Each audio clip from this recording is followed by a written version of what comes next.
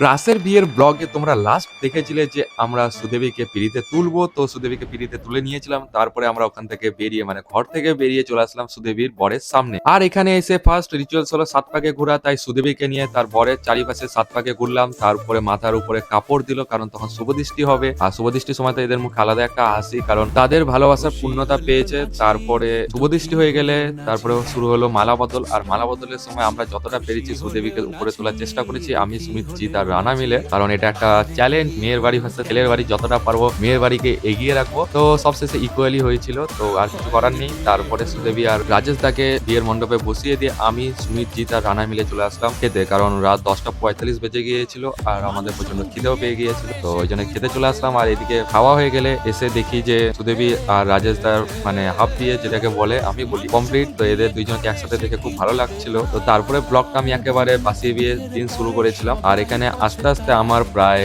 Late হয়ে গিয়েছিল, কারণ এসে দেখি যে সুদেবীর সিঁদুরদান হয়ে গিয়েছিল আর রিমার তো আগেই বিয়ে হয়ে গেছে। তো আর কি বলবো। আর এরা এদিকে একটা গেম খেলছিল আর আমি পাশে বসেছিলাম। তো এদের গেম খেলা হয়ে গেলে আমরা সবাই মিলে চলে আসলাম খেতে। আর এই বান্ধবীগণ খাচ্ছিল। তো এদের খাওয়া হয়ে গেলে আজকের ব্লগটাকে এখানে এন্ড করলাম। নেক্সট রিসেপশনের ব্লগ আছে আর বিয়ের ব্লগ এখানে শেষ। তো তার জন্য অবশ্যই লাইক, কমেন্ট, সাবস্ক্রাইব আর ফলো করে পাশে দেখো, কারণ রিসেপশনের ব্লগ দেখতে হবে, আরো নতুন নতুন ব্লগ আসছে। তো চলো আর কি, টাটা।